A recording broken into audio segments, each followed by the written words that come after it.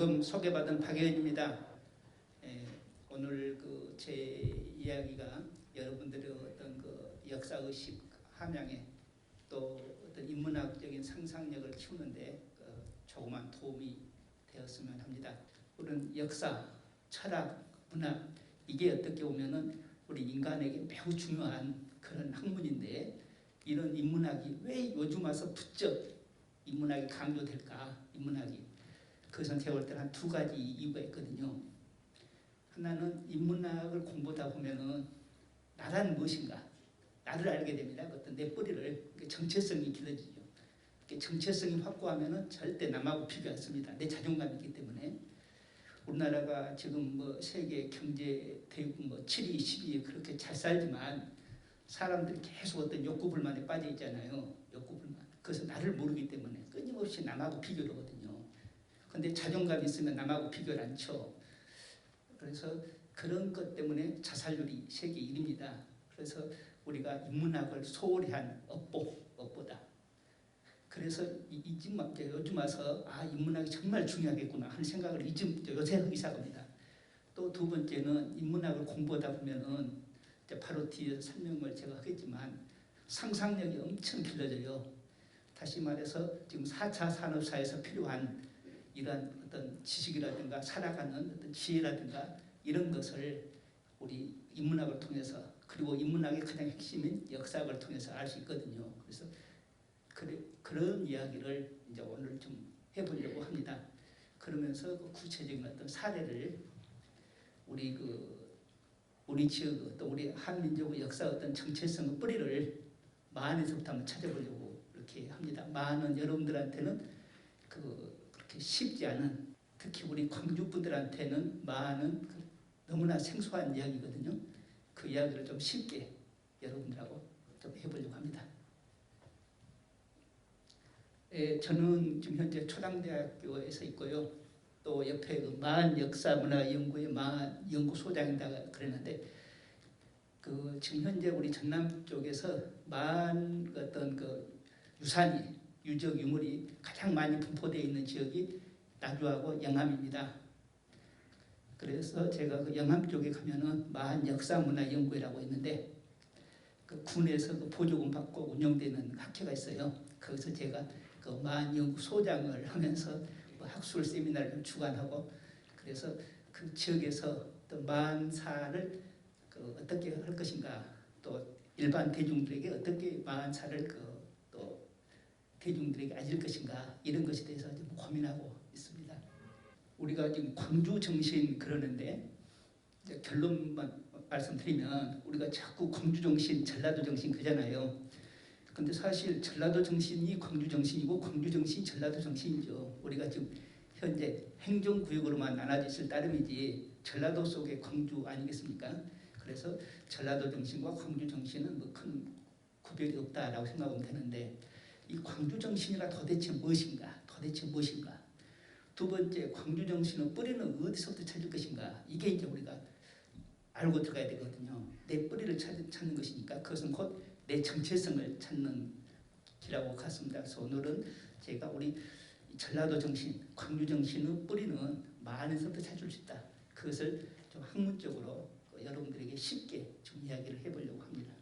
저는 주 전공은 제가 고대사입니다. 고대사. 원래는 신라사를 공부하면서도 제가 이 지역 출신으로 언젠가는 내가 마흔으로 돌아야겠다 하는 것이 한 10년 전부터 이제 마흔에 좀 더 관심을 갖고 이제 마흔살을 좀 파고들면서 보니까 마흔은 우리가 기원전 한 2세기부터 적어도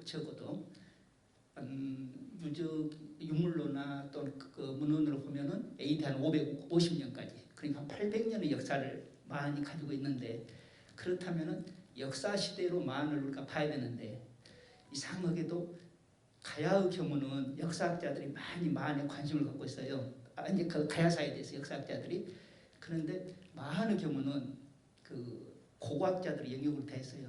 그러면 고고학자들은 유물을 발굴하고 역사학자는 유물을 해석하는 것인데 그래서 그게 조금 우리 지역의 마흔사를 공부하는데 우리가 지금 한계로 좀 남아있다. 그래서 저는 이제 역사학을 공부한 사람으로서 마흔사를 좀 체계적으로 정리해 봐야겠다는 그 생각으로 좀 정리하다가 2007년 1월 달부터 당신 무등일보에 격주로 한 4년간 매주 만사를 정리해가지고 책으로도 펴냈는데, 예, 그러다가 또 저는 이제 대학에서는 정치사를, 제 또 학위 논문이 정치사고 신라 중대 정치사고 또 근현대사를 대학에서는 강의합니다. 그것이 또 인연이 돼가지고 2019년에 3.1운동 100주년을 맞이해가지고 무등일보에다가 화요일 날은 만사를, 그리고 수요일 날은 3.1운동사를 광주전남 연재하는, 좀 정체성이 혼란에 빠질 수 있는, 한 번은 최상고로 올라가고 또 한 번은 근현대로 들어오는 현대로, 그래서 두 역사를 한번 차분하게 정리를 했었어요. 그래서 저는 이제 요즘은 뭐라 그러냐, 좀 지역사에 좀 내가 관심을 갖고 있다, 이렇게 저 자신을 좀 합리화하고, 이 3.1운동을 공부하면서 우리 광주 동구에 그 3.1운동의 주역들이 많이 살고 있고, 또 양림동에서부터 이 동구 쪽으로 해서 3.1운동의 중심지잖아요. 그래서 저는 이제 제 말씀 오해 없이 그냥 들어주시기 부탁드리는 것이, 지금 양림동 가면은 정률성이 많이 강조되고 있거든요. 근데 저는 정률성도 중요하지만 더 중요한 것은 3.1운동의 발상지라고 하는 것, 거기서부터 어떻게 보면은 우리 현대사의 광주의 정체성이 뿌리내려져 있는 곳이다, 이런 것을 강조하면서 곁들여서 정률성도 들어왔으면 어땠을까. 그러니까 제가 볼 때는 좀 주객이 좀 바꿔진 그런 느낌이 좀 들었어요. 그리고 이 동구에, 우리 지금 동구에서 우리 이곤희 과장님이 고생하셔가지고, 혹시 여러분들 그 책 보셨을 거예요. 동구의 인물 1, 2, 특히 2 부분에 제가 그 두 인물을 썼습니다. 김범수 선생이라고, 경성의전, 지금 서울대 의대 출신으로 광주 3.1운동을 실질적으로 그 배후에서 주동자, 그런데 우리한테는 전혀 알려지지 않은, 또 다른 한 분은 강석봉 선생이라고 3.1운동 때 필요한 인쇄용지를 혼자 그 10,000장 가까운 것을 전부 납품한, 그리고 20년대 30년대에 우리 지역의 이 사회주의 사상의 대부로서 또 해방 이후에는 혁신운동을 이끌었다. 그런 강석봉 선생은 그 형제들이, 형제 또 누이 동생 전부 다 독립운동에 뛰어들고 서운을 받았어요. 본인만 사회주의 운동 때문에 서운을 못 받았는데, 그래서 제가 김범수 선생이라든가 이 강석봉 선생은 또 책을 한번 정리하고 이제 그런 역할을 했습니다. 그래서 지금 여기 있는 그 44는 그 신문에 연재한 것을 어떻게 보면은 정리한, 그러니까 그 44에 관한 논문들이 한 1000여 편 있어요. 전라남도 홈페이지에 들어가면은 만 역사 기록 보관소라고 있거든요. 만 역사 기록 보관소가 있는데, 그 영어로 말하면은 만 아카이브인데, 제가 그 전라남도에서 그 용역받아가지고 그 순천대 팀하고 같이 이제 실질적으로 제가 작업한 것인데, 거기 보면은 만 관련 논문들이 한 1000여 편 있어요. 그런데 막상 우리가 필요한 만에 관한 것은 없어요. 그래서 만에 관한 최초의 개설서다. 두 번째는 지금까지 만은 백제의 일부로서 여러분들이 학교 다닐 때 배웠던 것이 4세기 후반에 만은 백제 땅이 되었다라고 우리가 알고 있고, 지금도 교과서에 여전히 그게 남아 있습니다.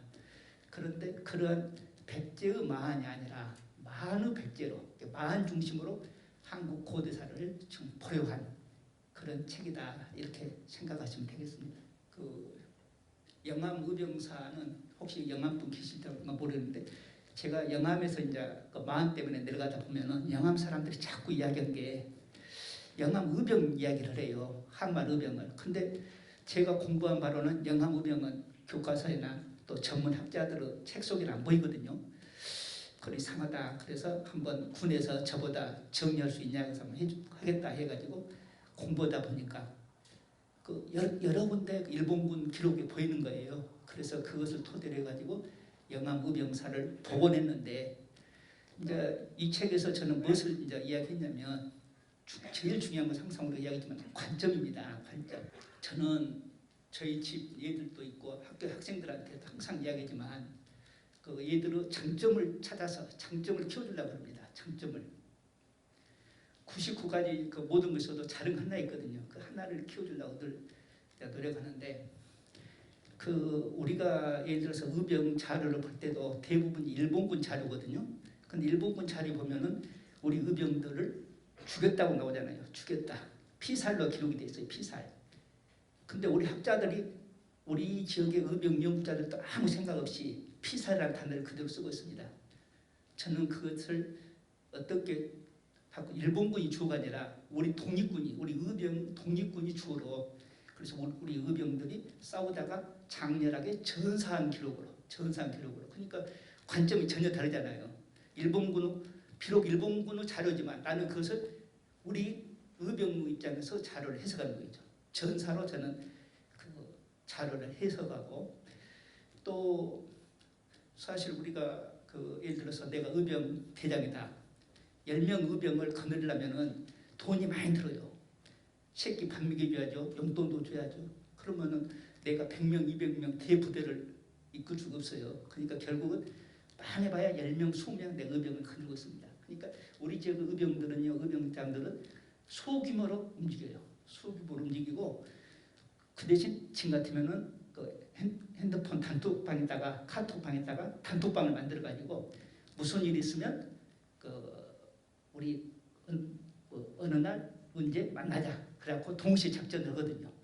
그러니까 이것을 한마디로 말씀드리면 부대를 쪼개가지고 분진 쪼개가지고 합진 무슨 일이 있으면 합진 이렇게 같이 나가는 분진과 합진 이런 식으로 그 우리 저 의병의 특징을 설명합니다. 그러니까 이렇게 부대가 여러 개로 나눠져 있기 때문에 어느 부대가 일본군 공격으로 무너졌어도 바로 그 부대가 또 다른 부대가 복구가 되고 그래서 그 일본군과 전투에서 1907년 그 10월부터 1909년 10월까지 만 2년 동안 광주 전남 쪽에서 일본군과 싸운 전투 횟수를 제가 이렇게 파악해 보니까 380회입니다. 그러니까 뭐 720일 동안에 380회의 전투가 있었다는 얘기죠. 그러니까 거의 이틀에 한 번씩 우리 지역에서 처절한 전투가 전개되었다. 예를 들어서 장성에서 의병이 일으켰던 기사면 호남 호남 창의해명소를 만들었던 이 기사면 의병장 같은 경우도 바로 여기서 조금 더 가면은 작은 장터 그러니까 지금 적시자병원 바로 앞 그 백사장에서 총살장이거든요. 예를 들어서 바로 우리 동구는 또 그런 또 역사 흔적도 남아 있고 그래서 이런 것들을 우리가 자꾸 찾아내서 과거 역사로 돌아가는 그런 노력들을 해야 됩니다. 그래서 분진과 합진이 우리 지역의 의병의 특징인데 그 우리 지역 의병을 공부한 학자는 그것이 우리 지역의 의병 한계다. 쪼각쪼각 있다 보니까 하나의 힘을 강력하니 만들지 못했다. 그래서 일본군의 공격 앞에 무기력하게 무너진 것이다. 이렇게 썼어요. 그럼 여러분이 받아들일 때 어느 쪽이 더 당시의 실정에 맞는 해석인가 하는 것을 여러분들이 한번 판단해야 될 겁니다. 제가 3.1운동 공부하다 보니까 우리 지역 3.1운동사가 정리가 전혀 안 됐어요. 정리가 안 돼 있고 그리고 또 특히 판결문 같은 것은 전혀 이용 잘 안 돼 있고 그래서 판결문들 한번 쭉 봐가지고 이렇게 책으로 한번 펴냈어요. 그래서 좀 반응이 좀 좋았습니다. 그 다음에 이제 3.1운동 반응이 좋으니까 한국어 호남진흥원에서 그러면 그 다음에 무엇을 하고 싶냐 그래서 학생운동 판결문 한번 보고 싶다. 그래가지고 학생운동 판결문을 그러니까 작년 2월 달에는 3.1운동 판결문을 모아봤고 작년 12월 달에는 지금 여기 나와 있는 학생운동 판결문을 모아봤어요. 이렇게 그래서 제가 지금 어떻게 보면은 저 마한으로부터 이 현대까지 그냥 두 책을 왔다 갔다 하고 있습니다. 자, 여러분 역사란 무엇인가? 역사. 우리가 인문학을 공부하는데 역사하고 어떤 관계가 있을까? 역사는 무엇인가? 혹시 여러분 그 여행 많이 다니고 이렇게 또 답사 많이 다니신 분들 이 탑 보신 것 같아요? 어디서 본 것 같아요? 불국사. 네? 불국사에 있는 탑 있어요. 예, 불국사 탑과는 비슷한데 똑같지는 않습니다. 예, 월남사 탑입니다. 월남사는 강진에 있거든요. 그 월출산 이쪽은 영암이고 저쪽은 강진이잖아요. 예. 월남사. 그러면 왜 제가 이 월남사 탑을 오늘 강의 시작으로 끌어들였을까? 이걸 우리가 생각해 봐야 되거든요. 가령 이거 하나만 갖고도 제가 1시간 이야기라고 합니다. 예를 들자면 이게 이제 역사거든요. 스토리텔링이고 우리가 자꾸 스토리텔링 하잖아요. 스토리텔링 뭐예요? 이야기를 만들어가는 거예요. 어떤 사실을 해석하고 쪼개고 분석하고 그것을 종합하고 엮어내고 그러다 보면은 좀 논리적인 사고가 형성되고 상상력도 키워지고 그래서 어떤 사물을 보면 빨리 판단하는 거죠. 빨리 판단. 가령 세월호 사건이 났다. 그러면 내가 현장에 출동한 그 헬리콥터 안에 있는 인명구조사다. 내가 어떻게 행동해야 될까? 이게 바로 보이거든요. 그럼 어떻게 행동해야 될 것 같아요, 우리가? 만약 제가 현장에 출동한 인명구조사였다 그러면 밧줄 타고 배 안에 들어가 봤을 거예요. 왜? 배 안의 상황을 봐야 되니까. 근데 당시 세월호 때 그 세월호 상공에 헬리콥터가 13대가 있었어요. 13대. 그럼 그 헬리콥터 안에는 다 인명구조사들이 있었어요. 누구 하나 뛰어들어갈 생각 안 했어요. 그것을 보는 모니터를 보는 많은 사람들이 그 지시를 내린 사람도 없어요. 그러니까 어떤 상황이 발생해버리면 무엇을 어떻게 해야 될지 전혀 모르는 거예요. 왜 그랬을까? 바로 역사에 대한 공부가 부족하니까. 그러다 보니까 문제 해결력도 없고 종합력도 없고 그래서 역사학이 중요하다. 그런 이야기인데요. 이 월남사 이 탑을 인터넷 여러분 들어가서 검색해 보면 뭐가 나오냐면 백제계 석탑이라고 나와요. 백제계. 이게 10세기 초 고려 그 태조 왕건 그 무렵에 세워진 탑이다 그러거든요. 그렇다면은 백제가 660년에 망하고 고려가 918년에 그러면 약 230년간 통일신라 역사가 있잖아요. 그렇다면은 그 고려 초 탑이다 그러면 이 탑의 양식이 어떤 탑이 나와야 맞겠어요? 통일신라 석탑 방금 말씀하신 불국사 3층 석탑 그런 양식이 보여야 됨에도 불구하고 이 탑은 부여에 있는 정림사지 5층 석탑 양식과 비슷하다고 그래요. 그러면 왜 이 지역에는 백제계 석탑이 고려 초에 세워졌을까? 이런 의문을 갖는 것이죠. 바로 이것은 무엇을 의미한다? 강진 지역은 비록 백제가 망했지만 신라의 정치적 영향에 있었지만 여전히 그 지역에는 무엇이? 백제의 전통이 온전히 남아있다. 그러면 또 제 입장에서는 어떻게 해석이 될 거예요?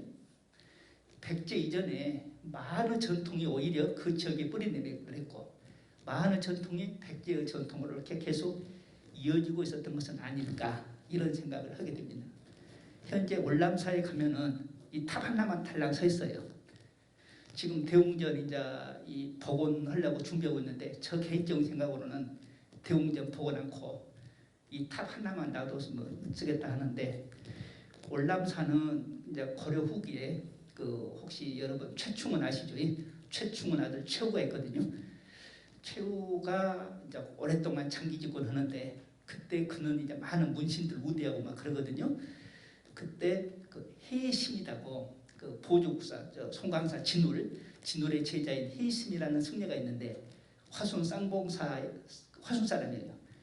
그 쌍봉사를 세운 사람인데 그 해심이라는 스님이 이 월남사에 이제 거기 살면서 엄청나게 진 같으면은 국가 돈을 끌어다가 월남사를 키웁니다. 그런데 이 월남사의 그 어떤 전설을 보면은 7세기 초 백제 때 해현, 저하고 이름이 비슷합니다. 저는 하인데 혀입니다. 해현이라는 스님이 지금 같으면 좀 이름 있는 뭐 법정 스님 같이 유명한 승려였는데 그 해현이라는 스님이 여러분 그 예산 수덕사 아시죠? 수덕사 여성으로 유명한 수덕사에서 그 이렇게 머물면서 공부를 오시는데 이분이 워낙 인기 있는 승려가 되다 보니까 지금 같으면 아줌마들이 그냥 졸졸 따라다니면서 요 돌을 닦는데 방해가 돼요. 일을 못하겠어요. 공부를. 그래서 혜연 스님이 어느 날 호련히 사라져요. 사라져가지고 그 남쪽 그 뭐 기암 괴석 있는 곳으로 와서 뭐 이렇게 살았다. 그럼 기암 괴석이 어딜까? 아마 월출산이 아닐까. 그래서 그 월남사와 혜연 스님은 그 이렇게 인연이 그 전설로 남아 있어요. 인연이.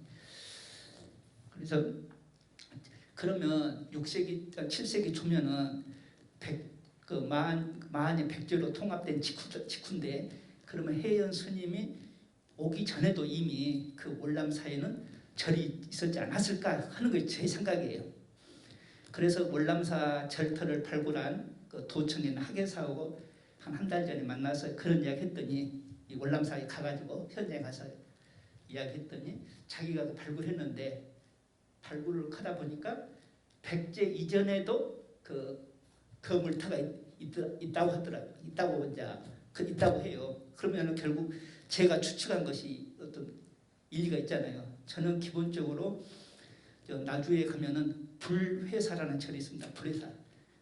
불회사 영상을 통해서 그쪽으로 불교가 처음 들어왔다.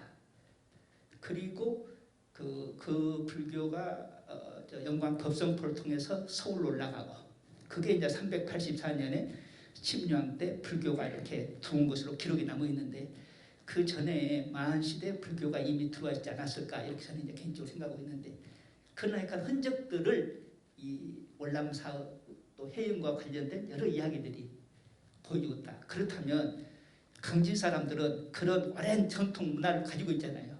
또 강진은 그 바다와 연결되어 있고 평야 지역입니다. 그러니까 먹을 것이 충분해요. 그러니까 지금 같으면 놈들한테 남들한테 아순소리를 안 해요. 그러니까 좋게 말하면 자존감이 엄청 센 동네예요. 그래서 제가 강진 교육장님한테 작년에 강진 교사들 앞에 특강할 때 이런 이야기를 해줬어요. 그러니까 왜 강진이 이제 또 이 텃세가 세냐고 제가 이야기하냐면 태조 왕건이 진도를 거쳐서 나주 쪽으로 공격이 들어온단 말이에요. 근데 아마 강진 쪽에서 태조 왕건을 엄청 이렇게 겁했던가 봐요. 그래서 태조 왕건이 고려 세운 뒤에 강진을 본 거예요. 아, 강진 저놈들이 아주 그 어떻게 보면은 세력이 강하구나. 그렇다면은 강진을 놔두면 안 되겠구나. 쪼개버려야겠구나. 그래가지고 고려시대에 강진을 해체해버려요. 영암으로 붙여버리고 장으로 붙여버리고 해남으로 붙여버려요. 그러다가 이제 고려 후기에 가서 아까 그 해심 스님이 오면서 다시 강진의 모습으로 돌아오거든요. 그래서 이제 그런 이야기들을 강진 사람들한테 해줍니다. 그러면 강진은 뭐가 있냐? 청자가 있잖아요. 고려 청자 대구면에. 그러면은 청자는 뭐냐? 기존 우리의 토기 문화에 중국의 자기 문화가 섞어져서 우리의 자기 문화가 된 것이거든요.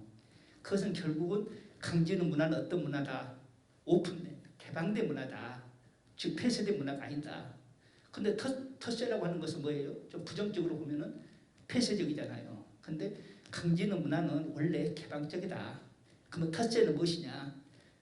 당신들이 그 마한 시대에 가졌던 어떤 자존감, 마한의 정체성을 오랫동안 간직한.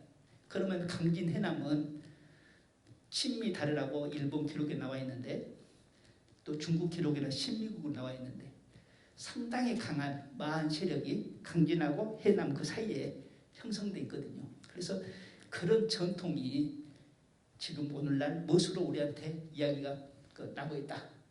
강진은 텃세로 남아있다. 이렇게 하면 사람들이 이야기가 되네 이렇게 가는 거죠. 제가 어떤 그 1년 뭐 이런 외부 특강을 한 3, 40회 하는데요. 할 때마다 꼭 여러분들한테 다른 것은 몰라도 이 이야기 오늘 여러분들이 지금 귀한 시간 내주셨는데 다른 것은 몰라도 이거 하나는 꼭 알고 가시라. 내가 그런 이야기를 합니다. 역사를 공부한 목적은 첫 번째는 우리가 많이 이야기해요. 과거 사실에서 교훈을 얻기 위해서입니다. 교훈. 지금 여러분 그 우크라이나 사태 있잖아요. 우크라이나 사태. 우크라이나 보면은 러시아가 지금 우크라이나를 지금 짓밟고 있잖아요. 짓밟고 있는데 미국이 우크라이나에 바로 미국이 전투병을 파병하고 뭐만 하고 있어요? 서방 국가들이 전예 물자만 계속 공급하고 있잖아요. 그래가지고 러시아를 어떻게 보면은 엄청 피를 말리게 하고 있단 말이죠.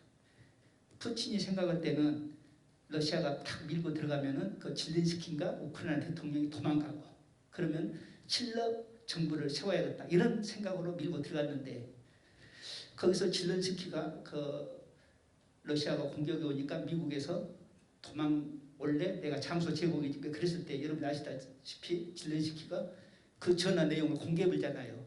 나는 도망 안 간다. 난 죽어도 여기서 죽겠다. 그러니까 우크라이나 국민들이 박수치면서 도망가다가 다시 돌아버린단 말이죠. 이제 그래서 서방 국가들이 이것 봐라 하면서 이제 우크라이나에 계속 무기를 대주는 겁니다. 그러니까 러시아가 가지고 있는 전쟁 물자가 다 바닥나 버렸어요. 지금 완전히 우리 일본 말로 말하면은 차로 말하면 앵꼬가 나쁜 거예요. 기름이. 그러니까 러시아가 자존심 상하지만 중국한테 야 좀 도와주면 안 되겠니? 이렇게 손 벌리지만 중국은 또 핑계대고 바로 안 가지고 있어요. 북한은 그냥 아무래도 러시아와 북한의 관계는 갑을 관계니까 지금 북한이 많이 지금 전쟁 물자를 도와주고 있는데 이제 어느 정도 러시아 힘이 쭉 빠지니까 미국이 어떻게 오늘 뉴스 보면 뭐가 나오냐면 미국이 우크라이나에게 전쟁 물자를 공격용 전쟁 물자를 줘요. 지금까지는 방어용 전쟁 물자를 줬다면 이제는 공격용 무기를 바로 러시아를 공격할 수 있는. 결국 이 러시아와 우크라이나 전쟁에서 러시아 힘이 엄청 지금 약화된 거예요. 결국은 이게 그 여러분과 펠로폰네소스 전쟁이나 혹시 들어보셨어요? 페르시아 전쟁, 펠로폰네소스 전쟁. 페르시아 전쟁은 그 그리스 세계하고 페르시아 세계와 싸움이고 그 뒤에 이 그리스 세계 안에서 아테네와 스파르타 두 동맹의 싸움이 펠로폰네소스 전쟁인데 투키디데스라는 그 전쟁을 기록한 역사학자가 함정이란 말을 써요. 투키디데스 함정. 어느 한 세력이 커지면 그 세력이 커지는 것을 막으려고 일부러 전쟁을 유발하려고 함정을 판다 이 말이에요. 그래서 지금 학자들이 전쟁사를 공부한 학자들이 지금 어쩌면 우리 한반도에도 전쟁이 일어날 확률이 상당히 높고 대만 해협에서도 중국과 대만 사이에도 전쟁이 일어날 확률이 상당히 높다. 그렇게 이야기를 하거든요. 왜냐하면 지금 중국이 계속 올라오잖아요. 그 미국 입장에서는 중국이 자기들이 컨트롤하기 어려운 단계까지 되기 전에 중국을 꺾어야 되겠어요. 그러면 중국을 전쟁판으로 끌어들여야겠다 이 말이죠. 그러면 북한이 남한을 공격을 한다든가 또 중국이 직접 대만을 공격을 한다든가 이런 식으로 해서 전쟁에 끌어들이는. 그래서 아마도 지금 미국이 일부러 러시아가 우크라이나를 공격하게 그렇게 전쟁판에 끌어들이면서 러시아의 힘을 약화시키는. 그래서 제가 오늘도 우리 학생들한테 그 강의 시간에 그런 이야기 했어요. 바로 이런 거 보면은 역사가 반복되고 있다. 그럼 역사에서 보면 어떤 교훈을 얻어야 되는가? 가령 내가 푸틴이라면은 여러 가지 경우수를 고민해서 내 말이죠. 미국 놈들이 개입을 하면 어떻게 개입할까? 이런 여러 가지 경우수를 아마 푸틴이 고민을 했을까 안 했을까? 그냥 쉽게 생각했을까? 이런 여러 가지. 그러니까 역사에서 우리가 교훈을 얻는 것입니다. 역사에서. 두 번째는 이제 실은 이 두 번째하고 우리가 지금 공부할 주제의 인문학하고 연결됩니다. 우리가 과거 사실을 안다고 그러잖아요. 말이 과거 사실을 안다고 그러지만 어떻게 과거 사실 다 알아요? 방금 이야기한 것도 서로 보는 관점에 따라서 다른 이야기가 나오잖아요. 그래서 과거 사실을 안다는 것은 불가능합니다. 그러면 우리는 과거 사실을 어떻게 아는가? 조각조각 알고 있는 사실들 있잖아요. 그 조각조각을 가지고 연결을 시켜보는 겁니다. 연결시켜서 스토리를 만들어보고 이야기를 만들어보고 이 과정에서 그 분석력 A와 B, C를 연결시키는데 연결이 안 되는 경우가 있어요. 연결 안 될 때는 어떻게 해야 되겠어요? 상상을 해봐야 될 거 아닙니까? 상상을 1단계, 2단계, 3단계 상상을. 그래서 상상력이 길러지고 이런 게 지금 우리 4차 산업사에서 필요한 그러한 인문학적 상상력, 이게 역사로 연결된다. 그래서 저는 역사는 무엇인가 그 외부 특강 갈 때 꼭 제목을 4차 산업과 역사학이라는 말을 써요. 4차 산업. 가령 여기 핸드폰이 있다. 이 핸드폰을 잘 찾아야 될 거 아니에요. 그럼 요즘 사람들은 핸드폰은 무엇을 많이 봅니까? 성능도 보지만 패션이라든가 이런 걸 많이 본단 말이죠. 그러면 이 박예은이가 좋아하는 패션은 뭘까? 이걸 알아야 되거든요. 그럼 박예은이 과거를 전부 파봐야 되겠죠. 그래서 빅데이터 같은 거 이런 게 나오고, 그래서 결국은 역사학이 참 중요하겠구나라고 하는 것을 우리가 알게 된 겁니다. 그래서 4차 산업사에서 역사학이 중요하고, 그게 인문학적 상상력을 키우는 데 중요하고, 그래서 요즘 부쩍 우리가 인문학 그러고, 제가 처음에 무등일보에서 글 시작할 때 만 이야기를 한 20에 쓰면 미천 떨어질까 했는데 막상 들어가다 보니까 정말 무궁무진해요. 지금도 사람들이 저랑 이야기하다 보면은 마흔은 이야기거리가 많다. 이야기거리가. 그렇게 됩니다. 그래서 저는 이 마흔을 그 두 가지로, 어떻게 우리 지역, 오늘 이야기 계속 나오지만 우리 지역의 정체성을 찾는 것도 중요하고, 또 하나는 이것을 문화로 만들어가지고 뮤지컬이라든가 또 웹툰이라든가 이런 여러 가지 문화 산업으로, 왜냐하면 결국은 그 지역의 정체성이 녹아있을 때 사람들한테 설득력이 있거든요. 이야기가 공허해버리면 전혀 공감이 안 갑니다. 공감. 진정으로 공감이 되려면 그 지역의 역사를 끌어들여서 그게 어떻게 보면은 내면화될 때 비로소 사람들한테 가슴이 와닿거든요. 뭉클해진다 이 말이죠. 왜 그러면 공부 역사를, 왜 만사를, 왜 우리 역사를 공부해야 됩니까? 나를 알기 위해서입니다. 나를. 저는 옛날에 우리 그 마누라한테, 우리 딸이 중학교 때인가 그 말을 했어요. 내가 우리 그 마누라가 중학 선생인데, 자네도 선생이고 나도 선생인데 내가 학생들 가르쳐보면은 반에서 1등은 잘하는 놈이다 말이죠. 그러나 2등하고 꼴등은 큰 차이가 없더라. 먼저 봤냐 늦게 봤냐 차이다. 그러니까 당신 새끼들의 장점을 찾아주려고 노력해라. 장점. 이제 그랬더니 그 다음부터는 이제 뭐 얘기들 성적 갖고 말 않더라고요. 그러니까 계속 격려해 주는 거죠. 그러니까 이렇게 자존감을 키워주는 거. 그러니까 나를 알면 자존감이 생기잖아요. 그러니까 나를 모르니까 자꾸 어째요. 남하고 비교를 하고, 예를 들어서 나는 열심히 한다고 했는데 엄마가 너희 새끼 이것도 공부해? 그래버리면 공부 않고 스트레스 받는다 이 말이죠. 그래서 나를 알게 하는 거, 이게 정말 중요합니다. 그래서 저는 아까도 처음에 말씀드렸지만 우리가 세계 자살률 1위다. 이것은 결국 나를 모르기 때문에. 특히 글로벌 사회잖아요. 세계가 흔하잖아요. 우리가 지금 아프리카도 살고 미국도 살고 엄청 외국 나가 있잖아요. 그럴수록 나를 아는 게 중요합니다. 내 뿌리를. 내 모국은, 내 고향은 어딘데 나는 여기서 이렇게 와 있구나. 그 모국에 대한 어떤 정체성을 끊임없이 가질 때 어떻게 보면 자기는 그 험한 외국 생활을 이겨낼 수 있거든요. 근데 그것이 상실되면은 자기가 어딘지 모르고 무너져 볼 때가 많아요. 그만큼 정체성이 중요하다. 한국인으로서 정체성과 개방적인 사고, 상대방의 주장을 받아들이면서, 그래서 논어에서 말하는 화이부동이라는 말 혹시 들어보셨어요? 화이부동. 제가 제일 좋아하는 그 한자 성어입니다. 상대방을 인정해라. 그 대신 부하 내동하지는 말아라. 나를 지켜라 이 말이죠. 그러면서 차이를 인정해라. 그러니까 다양성을 인정해라는 이야기죠. 오늘 다양성 인정 안 하려고 하잖아요. 나하고 생각이 다르면 바로 적으로 공격하려고 하잖아요. 이것은 옳은 태도가 아니다. 우리 지역은 정체성하고 맞지 않다. 제가 그런 얘기예요. 기록에 보면은 마한에서 변환이 나오고, 마한에서 진환이 나오고, 또 한강의 마한 땅에 지금 백제는 위에서 내려오는 부여계예요. 핏줄이 이 마한계랑 백제하고는 이거 혈통이 좀 차이가 있습니다.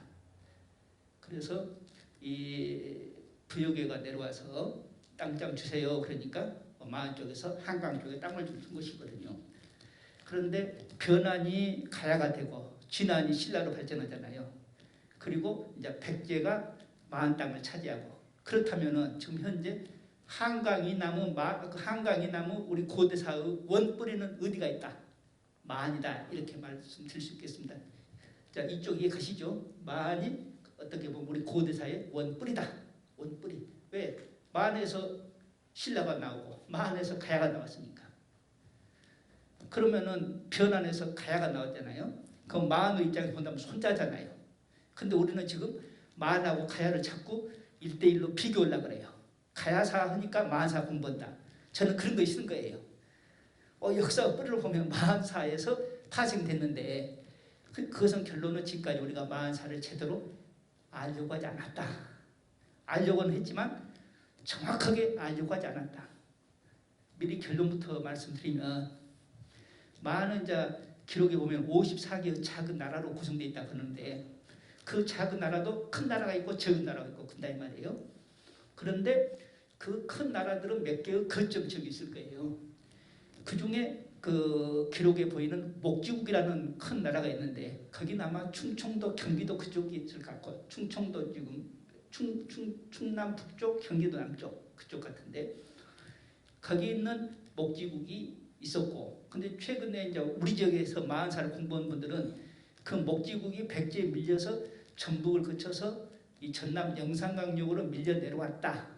이거 이제 우리 쪽에서 이야기하는 것인데 저는 그것이 아니라 그쪽은 목지국은 그대로 있고 이 지역에 또 영산강역에 마한 세력이 강하게 있었다. 그리고 어쩌면 그 영산강역은 마한이 중국에서 봤던 마한, 한반도의 역사를 형성했던 마한의 중심지가 영산강역이고 거기서 마한 문화가 또 꼽혔지 않았을까. 그래서 영산강역이 마한의 중심지고 마한 문화의 발상지다. 이런 어떤 가설을 세우고 그것을 기록이나 고고학적 유물을 통해서 입증해 보려고 그렇게 끊임없이 노력하고 있습니다. 그러면 900년 그 무렵, 890년, 900년 그 무렵까지도 많은 이 지역 사람들한테 많은 의식이 살아있었다는 이야기죠. 그리고 이상하게 7세기 초 아직 백제가 망하기 전 이야기인데 그때 중국 기록을 보면 꼭 백제 이야기할 때 무엇을 끌어들이냐. 백제를 끌어들일 때 많은 옛 땅에서 나라를 세우고 백제 놓고 이런 식이에요. 많은 옛 땅. 그러니까 많이 백제를 생각할 때 꼭 많이 들어와 있는 것이죠. 이것은 무엇을 의미할까? 그 중국 입장에서는 백제랑 사이가 별로 안 좋으니까 의도적으로 백제를 깎아내리려는 생각도 있었겠지만 또 하나는 당시 이 지역 사람들은 백제에 흡수 통합된 것이 아니라 제 결론입니다. 이 지역은 마한 세력은 크고 백제는 세력이 쭈그러들어 있었어요.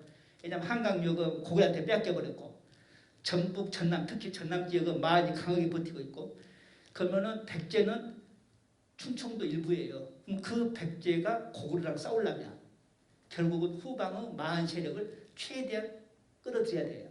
그래서 1대1 대등한 통합이 되고 지금 같으면 행정구역도 전부 마한 땅에 다 줘버리고 그것은 결국 무엇을 하냐. 마한의 존재를 100% 인정했다.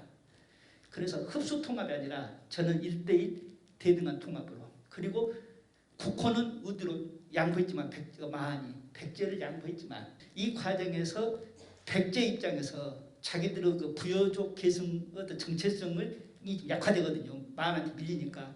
그래서 정체성을 강조하려고 국명을 남부여로 부여족 계승의식을 강조하기 위해서 남부여로 국호를 바꾸지 않았을까 이런 생각을 제가 했는데 신라가 삼국을 통일했잖아요.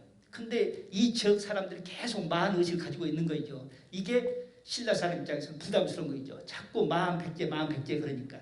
그래서 신라에서는 지금 같으면 역사를 왜곡하기 시작합니다. 역사를 바꿔버려요. 그래서 마한 백제 역사 의식을 방금 선생님이 말씀하신 것처럼 마한 고구려 쪽으로 이렇게 역사를 바꿔버려요. 그게 이제 최치원의 이야기 나거든요. 그럼 최치원은 신라 말로 대학자인데 최치원이 마한 백제를 모를 이유 있거든요.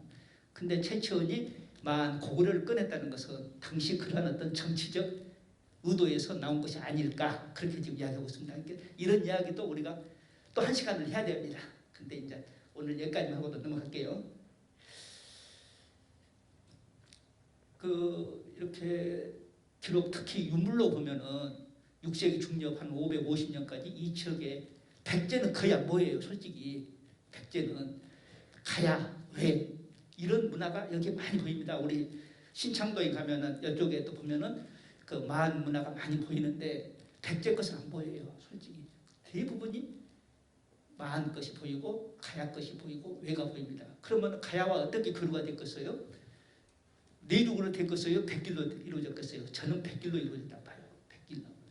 그래서 그 6세기 중엽까지 이 지역에 마한이라는 정치체가 독립되어 있는데도 불구하고 지금 이 주장은 그 1958년 9년 그 무렵에 이병도 박사가 간단하게 언급하면서 369년에 근처광 때 친미다리 해남 반도에 있는 그 마한 세력을 복속하면서 전라도가 완전히 사라졌다 이 말 한마디예요.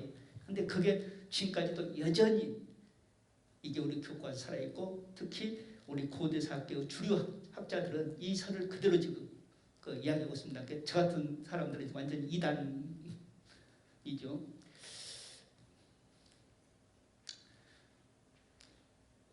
저 한자가 나와 있는 내용은 뭐냐면 282년 중국 기록인데 282년에 동의의 그 많은 여러 나라들이 중국에 조금 이야기를 보태자면 떼거리로 20몇 나라가 또 다른 기록에 보면 28나라가 나와요. 28국이 중국에 조공을 바치러 왔다 이렇게 이야기해요. 이 지역에서 조금 이제 마한 공부한다는 친구는 이것을 어떻게 설명하냐면 3세기 말에도 마한 기록이 있었다는 거 아니냐 이렇게 설명해요. 근데 그런 해석은 매우 위험합니다. 그러면 4세기에 가서 마한 기록이 안 보이는 것은 마한이 사라졌기 때문에 그런 거 아니냐 라는 아까 이병도 박사의 그러한 주장에 동조하는 것이 되어버려요. 근데 저는 이것을 어떻게 해석하냐, 그 3세기 후반이면 백제가 팽창할 때거든요. 그래서 백제가 목주국도 먹어가면서 충청도까지 밀고 내려오니까 그 전라도 전남 지역에 있는 마한 세력들이 위기감을 느끼고 서로 마한 남부연맹을 결정해가지고 야 우리가 안 되겠다고 또 외교를 한번 해서 중국도 한번 갔다 오자 해서 중국 간 것 아닌가. 그래서 저는 저 사료를 마한 남부연맹을 그 설정한 그런 사료를 한번 써본 것다 그런 이야기입니다. 이 덕산이하고 신촌이는 그 반남에 있는 동네에 있는 이름이고 여기에 이렇게 큰 고궁들이 있다. 그런데 1917년에 100년 전에 금동관이 원형 그대로 나왔어요. 금동관이. 또 금동 신발도 나왔어요. 자, 무덤 속에서 금동관이 나왔는데 이 금동관이 있다는 것은 무엇을 의미합니까? 어떤 왕이 있었다는 것인데 이것을 우리는 자꾸 인정 안 하려고 그래요. 우리 스스로가. 무덤 안에서 그냥 유세품으로 이것도 처음에는 백제왕이 준 것으로 해석했어요. 근데 다시 공부하다 보니까 메이드 인 신촌리 이 현지에서 제작된 것이다. 근데 그 문화 요소를 보니까 외계통, 가야계통, 오히려 외계통은 문화 요소가 보이더라. 이런 것이 보이는 것이죠. 그래서 이것을 그냥 그 무덤 속에 있는 부장품을만 해석하려고 하는데 부장품이 있었다는 것은 실제 사용했을 거 아니냐. 그러면 왕이니까 이 왕관을 사용했을 거 아니냐. 이게 이제 제 이야기입니다. 그러니까 이 지역의 독자적인 정치체를 인정하자. 아까 제가 시종 이야기했잖아요. 제가 공부하다 보니까 시종 쪽은 바닷가거든요. 시종 쪽에 어떤 그 새로운 문화가 들어와서 시종 문화가 발전하고 그게 바로 옆에 있는 내륙으로 반남으로 이렇게 이동한 것이 보이더라고요. 그렇다면은 시종과 반남이 하나의 마한 그 바로 같은 정치권이다 이런 그 가설을 가지고 이야기를 풀었는데 2019년에 그러니까 3년 전이죠. 그 시종의 쌍무덤이 일제시대 도굴되었는데 여기를 다시 한번 파봤어요. 팠는데 무엇이 나오냐? 저 동그라미 표시된 거 있잖아요. 저 표시된 거 금동관 편이 보이는 거예요. 특히 저 영락이 돼가지고 구슬같이 생긴 거. 그러니까 신촌이 구분에서 나온 것하고 동일한 것이 보이는 겁니다. 그러니까 당시 그 2019년에 발굴비가 3억 들어갔는데 영암군에서 1억 5천, 그 도에서 1억 5천 3억이 들어갔는데 거금 1억 5천을 줬는데 아무것도 안 나왔다. 그러면 얼마나 욕을 얻어먹겠어요. 근데 이게 나온 거예요. 그 결국 무엇을 의미하냐. 이 쌍고분의 주인공도 방금 앞에 신촌이 구분과 똑같은 왕관을 사용한 사람이라고 하는 거죠. 그러니까 이제 그 도에서도 시 나왔고 지사도 2배나 현장 오고 막 그랬는데 그래가지고 이제 더 파봤더니 그 다음에 이제 날개죽지도 나온 거예요. 그러면은 저 진짜는 어디가 있을까? 저는 아마도 일본 어디에 있을 텐데 우리 돈으로 한 50억 현상 그걸 걸면은 나오지 않을까요? 제가 농담한 적이 있어요. 어쨌든 간에 이 쌍무덤의 저 금동관 편은 시종과 반남이 하나의 정치체를 형성했다는 결정적인 근거로 그래서 영암군에서는 이 쌍무덤을 지금 국가사적으로 하려고 도 심사를 통과해가지고 문화재청까지 올라갔습니다. 이렇게 빠르면 올해 안에 지금 국가사적으로 지정될 거예요. 이제 영암은 국가사적이 없기 때문에 늘 그 스트레스였는데 그 스트레스를 영암이 지금 풀어주는. 그래서 저는 지금 영암군에다가 쌍무덤을 이제 올해까지 발굴이 끝나면 다시 복원할 거 아니에요. 복원할 때 여러분 경주 천마총 가보셨죠? 천마총처럼 고분 전시관을 만들어보자, 내부를. 그랬더니 군수님이 하여간 알았다고 선거 끝나고 좀 보자고 그러셨는데 저는 고분 전시관을 한번 쌍무덤을 만들어 보려고 하고 있습니다. 우리가 마한 이야기할 때 옥을 많이 이야기하거든요. 혹시 들어보셨을까 모르겠어요. 작년 후반기에 국립나주박물관에서 마한 옥 특별전도 했거든요. 근데 이 영산강 요 고분 파헤치면 구슬이 엄청 나옵니다. 또 구슬과 비슷한 수정 같은 우리 보성강 쪽에는 우리 옆 동네에서도 그 마한 유적이 되게 대거 발굴됐는데 수정이 막 나왔어요. 그런데 이 옥이 많이 나와요. 특히 촬영 이남에 많이 옥이 나오는데 이 옥을 지금 학자들은 이 옥을 분석해가지고 옥 성분이 베트남 옥값이다. 그래서 두 지역의 교류 산물로 해석하는데 저는 그 교류 산물도 중요하지만 이 중국 기록에 보면 이게 한자가 있어요. 중국 기록에 그 영주는 이제 구슬 같은 걸 말해요. 영주를 제보, 보물로 삼는다. 혹은 옷에 그 구슬을 이렇게 장식품으로 사용하거나 또는 귀걸이로 사용하거나 그 금은보다도 더 중시한다. 이런 내용이에요. 그러니까 마한 사람들은 옥을 최고로 한다. 그런데 그 옥이 어디서 집중적으로 나온다. 영산강역에서 나온다. 그러면 이 옥을 저는 어떻게 해석하냐. 마한의 상징으로 이 옥을 저는 해석하고 있는 거예요. 마한의 상징으로. 그 다음에 시종에 가면은 옥야리라고 하는 곳에 둘레가 50m나 되는 대형 고분이 있어요. 근데 방금 제가 그 덕산이 그런 이야기 했지만 신촌, 나주, 반남, 그 다음 시종에 가면은 대형 고분들이 엄청나게 많아요. 경주의 그 대릉원에 있는 고분, 또 가야에, 금강가야나 대가야에 있는 김해나 고령에 있는 그런 고분들이 그렇다면 그런 대형 고분들 그리고 금동관 또 신촌 이 고분에서는 이 칼이 네 자루만 나와요. 문영왕릉에서 한 자루뿐이 안 나왔는데 그렇다면은 그 지역의 강력한 어떤 정치체의 존재를 우리가 설명할 수 있는데 우리는 자꾸 정치체를 말하려고 하지 않고 그냥 이 지역의 수장층, 최고 우두머리 이런 쪽으로 어영병하려고 하는 그런 기미가 보입니다. 그래서 이것을 어떻게 해야 될까 고민하고 있는데 이 옥야리 고분에 보면은 대형 고분을 이렇게 쌓으려 그러면 이렇게 지금 고분 축조하고 있는데 엊그제처럼 비가 오겠다. 그럼 흙이 와그러 무너져 볼 거 아니에요. 그러면 어떻게 해야 되겠어요? 지금 같은 우리 건물도 이렇게 기둥을 먼저 세우잖아요. 그래서 무엇을 하냐? 이렇게 진흙 덩어리를 만들어가지고 뼈대를 만듭니다. 근데 여기 한번 보시면 알겠다시피 뼈대가 어째요? 방사상으로 되어 있고 원형으로 되어 있잖아요. 두 유형이 다 있는 거예요. 저기 적어놨지만 원형의 어떤 양식은 메이드 인 일본 양식이고 방사상 양식은 메이드 인 가야 양식이에요. 그런데 옥야리는 두 집 양식을 다 자기 것을 만든 거예요. 그래서 메이드 인 옥야리로 만들어가지고 다시 재수출되고 있어요. 바로 이것이 저는 이 지역의 문화 전통이다. 이게 마을 문화 특징이다. 다시 말해서 자기들은 고유 문화를 바탕으로 하면서 외래 문화를 적극적으로 받아들여서 새로운 자기 문화로 재창조한 바로 우리 지역의 문화가 오늘날 우리 지역의 문화가 그것이다. 그러니까 우리 지역은 엄청나게 좀 자기 자존감이 강해요. 자존감 건드는 거는 못 참는다 이 말이죠. 그러면 저는 우리 지역의 어떤 문화 뿌리가 약했다면 어떻게 되냐? 그 가령 목지국 세력이 위에서 밀려 내려와 가지고 그것이 이 지역의 마한이었다라고 한다면 아마 그 마한의 힘은 매우 약했을 거예요. 그렇다면 외래 문화에 흡수되고 말았을 거예요.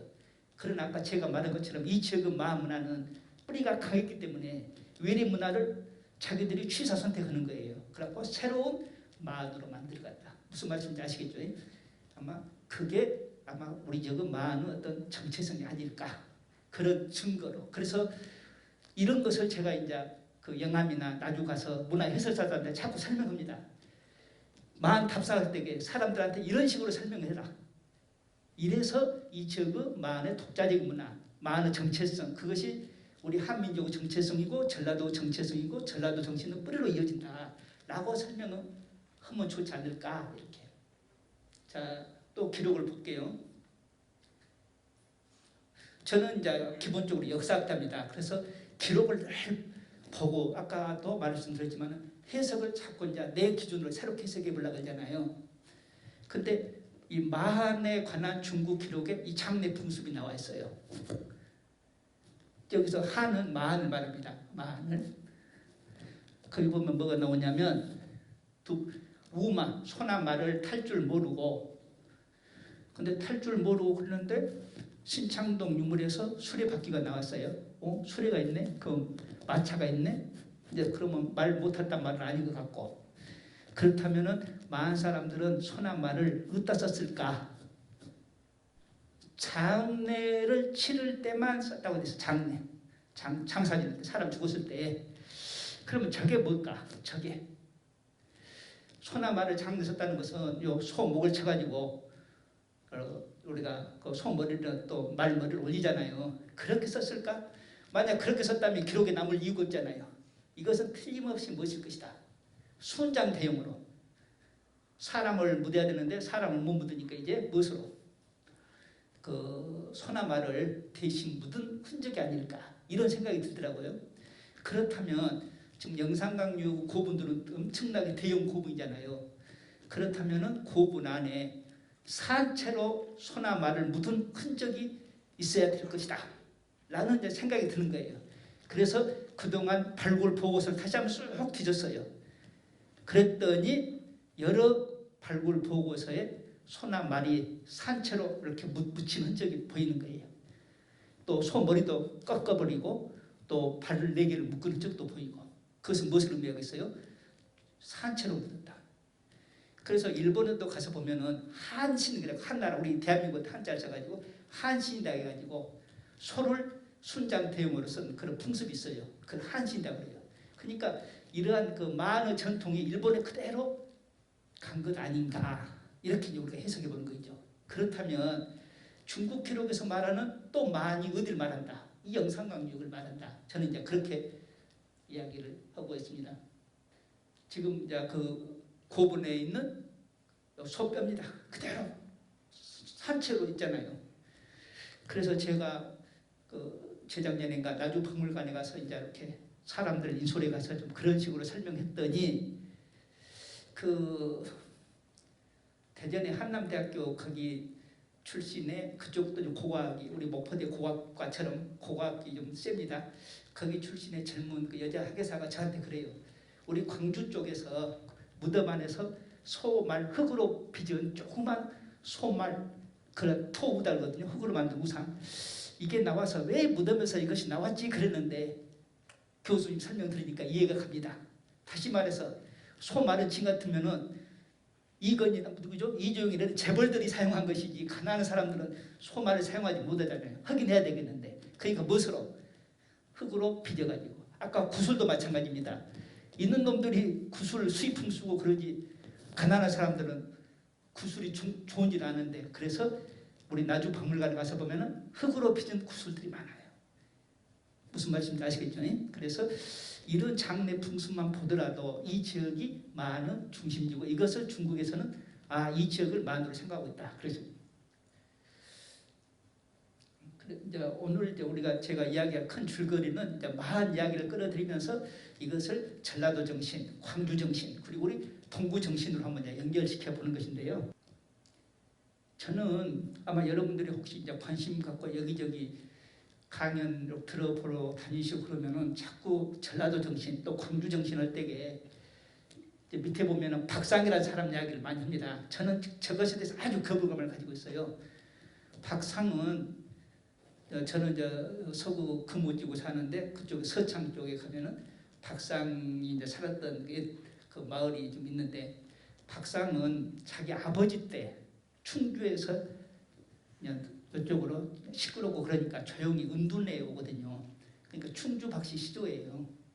근데 이 박상 형제들이 지금 같으면 엄청나게 똑똑해가지고 공부도 많이 하고 그런데도 똑똑하면서도 자존감들이 강해가지고 좀 뭐랄까 좀 의리정신들이 있어가지고 이 박상이 그 연산군의 그 지금 같으면 시종 든 그 여인이 연산군 백을 믿고 그냥 그 우불이라고 하는 사람이 자기 그 여동생가가 연산군 시중을 든 걸 갖고 그냥 행세하니까 나주에서 그러니까는 그냥 주먹으로 쳐서 죽였다는 뭐 그런 게 나오는데 이제 그런 것을 가지고 박상의 의리정신 이게 우리 그 전라도 의리정신으로 발전했다. 의향, 광주, 의향, 전남 그러는데 저는 그게 아주 위험한 생각이 박상은 바로 직전에 충청도 사람이잖아요. 그럼 충청도로 우리 전라도 정신을 뿌리고 올라가 버린 거단 말이죠. 그럼 어떻게 해석해야 돼요? 이런 전라도 정신에 박상의 그런 외래 정신이 이 지역에 와서 그대로 우리 정신으로 녹아들었다, 녹여졌다 이렇게 설명해야 된다는 이야기죠. 그래서 이 박상부터 이 전라도 정신의 뿌리 찾는 것은 저는 그 온당하지 않고 오히려 이 전라도 정신의 뿌리는 의석도 끊고 올라가야 된다. 만시대부터 이렇게 이야기했는데 우리가 광주 정신이란 무엇인가? 아까 우리 그 성진기의 학장님도 말씀하셨는데 결국 우리가 5.18 때 지금 내일 모레 5.18 그 다가오고 저도 좀 오늘까지 뭔가 하나 내야 되는데 못 내고 있는데 5.18 그러면 여러분들한테 5.18은 뭔가요? 우리 광주 공동체를 실현했잖아요. 서로 같이 나누어 갖고 서로 버티고 이 공동체를 유지하려는 그런 정신이거든요. 저는 이것을 광주 정신으로 보는 겁니다. 우리가 공동체. 그리고 올바르지 않는 것에 대해서는 목숨을 파가내놓고 이것은 높은 자존감이거든요. 이런 게 이제 의리정신으로 이어졌다. 그러니까 아까도 말씀드렸지만은 마한의 역사는 기원전 2세기 이전부터 3세기 이전부터 6세기, 7세기까지 800년간 엄청난 어떤 그 자존감으로 작용했고 그렇기 때문에 백제가 망한 뒤에도 마한의 역사는 계속 살아남아가지고 견훤의 이야기까지도 그래서 신라 말에도 이 마한을 어떻게 처리할 것인가 이런 딜레마 고민이 그 마한 역사를 고구려로 끄집어 이렇게 끄고 올라가는 그런 것이 아니었을까. 그러니까 이 지역은 엄청난 그런 그 정체성이 있는 겁니다. 많은 정체성들이. 오늘날 우리가 2000년이 지금 어떻게 된가요? 한 1500년 지나서 다시 마한을 찾고 하는 것도 그런 정체성이 전라도 정신으로 녹여져 갖고 이렇게 생각했습니다. 그러니까 결론 내리면 전라도 정신의 광주 정신의 원뿌리는 마한 시대부터 이제 찾을 수 있다 그랬고 이제 지성묘를 가지고 한번 또 제가 해석해 볼게요. 지성묘. 여러분 지성묘 고인돌 아신가요? 고인돌이. 그럼 이 고인돌이 청동기 시대 문화잖아요. 마한 시대는 철기 시대예요. 그러니까 이 청동기가 철기로 이어지는데 그럼 마한 시대는 철기 시대니까 그 전 시대는 청동기 시대고 청동기 시대를 특징 짓는 유물은 청동기 시대는 지성묘잖아요. 빗살무늬 토기는 신석시대고. 근데 이 지성묘는 이 보성강역에 엄청나게 많다는 이야기죠. 보성강역에. 그 다음에 보성강역에 가면은 우리나라 구석기 문화가 엄청 꼽히는 흔적이 보성강역이 많아요. 그러니까 보성강역에가 제가 이제 보성 사람이라. 근데 이 보성강역에서 구석기 문화가 꼽히고 이게 신석기를 거쳐서 청동기. 그 다음에 마한시대. 그러면 그 혹시 보성분 계신가요? 보성 어디신가요? 네? 우산님. 우산님 보성급인데 복내 아신가요? 보성 말에 살아서는 복내, 생어 복내, 죽어서는 노동이란 말이 있어요. 복내는 이게 교통유지예요. 제 어렸을 때 복내장이 엄청나게 발달했거든요. 저는 이제 그 지역이 공부하다 보니까 옛날 마한에 그 지금 같으면은 지금 나주처럼 상당히 큰 마한에 그 도시가 있었던 곳이에요. 복내가. 그리고 저는 이제 미륵이라고 하는 곳인데 우리 동네 바로 옆에도 그 백제 때 백제의 어떤 군청 소재가 있었던 곳이 우리 바로 옆 동네거든요. 그래서 저는 이제 외부 가서 내가 오늘날 이렇게 마한 공부하고 있는 것도 그러한 마한의 피가 흐르고 있다. 저는 그렇게 지금 이제 설명하고 있는데 그 다음에 이 온관묘는 이제 그 다음 시대 철기 시대의 묘제 온관묘인데 아까 말씀드린 온관묘는 영산강역에 또 집중적으로 보인다 이 말이죠. 그 온관묘는 아까 말씀드렸지만은 이 문화의 개방성인 것을 알 수 있고 지성묘를 통해서는 또 공동체를 할 수 있는데 그 이야기를 한번 해보려고 합니다. 잠깐요. 아까 제가 이제 우리 만 이야기를 했는데 이제 유물을 가지고 설명을 좀 하는데 그 중국 기록에 보면은요, 만 사람들은 성질이 더럽다고 적어졌어요. 성질이 용맹스럽고 싸납다. 그러니까 중국에서는 만을 별로 안 좋게 썼겠죠. 왜 그랬을까요? 자기들한테 조언도 안 바치고 아마 만에 대한 인식은 백제를 통해서 받을 수도 있어요. 그러니까 백제 입장에서도 만을 좋게는 이야기 안 했을 것 같아요.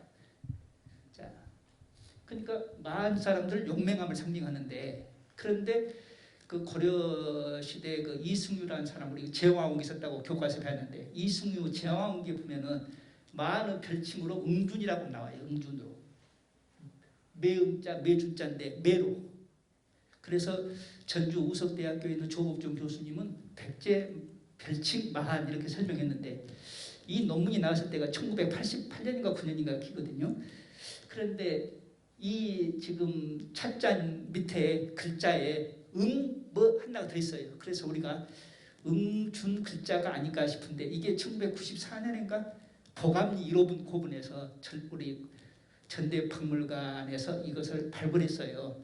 그러면 왜 뭐라고 글자가 새겨져 있는 이 찻잔이 영산강묘 보감리에서 나왔을까? 이제 여기서부터 이제 저는 또 의심을 하기 시작한 겁니다.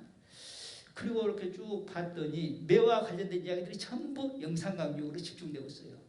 그렇다면은 만을 상징한 거에 그 응준이 백제가 아니라 이 마한과 관련된 것이다. 그 조옥준 교수 이야기도 보면은 그 백제 계통은 사슴으로 상징되고 마한 계통은 새. 그래서 마을에서 갈라져 나온 것이 그 진안이다 있잖아요. 그래서 진안의 기림이라고 그러고 다가온 게 있잖아요. 그 우리 마하나 공개된 건 뭘까? 새. 그래서 그 우리 그 조종문통이다 해가지고 새 발자국 있잖아요. 또 서만의 소떼 이런 건 전부 새랑 관계되고 우리 신창동 그 유적에서 새와 관련된 또 그런 유물들이 보입니다. 그래서 이 지역이 새랑 연결된다. 그래서 이 응주는 독수리 매다면은 새와 관련되기 때문에 이것은 절대 백제와 연결되지 않는다. 그래서 만의 상징으로 이 매 응준을 연결시킨 것이 낫겠다. 그래가지고 그 어떤 만의 별칭 응준 그렇게 저는 이제 주장을 하고 있습니다. 그러니까 이 기록하고 딱 맞잖아요. 사납고 그 응준. 그래서 작년에 지금 전라남도에서 2020년에 이제 만 특별법을 기념해 가지고 전라남도에서 만을 엄청나게 전라남도 상징으로 몰고 가고 있습니다. 저도 옆에서 자꾸 이제 바람 넣고 있고 그러는데 그 작년에 이제 3월달이나 도에서 공무원들이 찾아왔어요.